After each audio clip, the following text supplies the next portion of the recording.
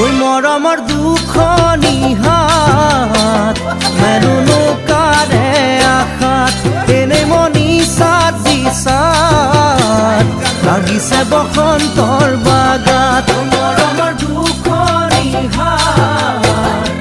মেৰুনো কাৰে আশাত এনেই মনি চাত দিছাত লাগিছে বসন্তৰ বাগাত এতিয়া কি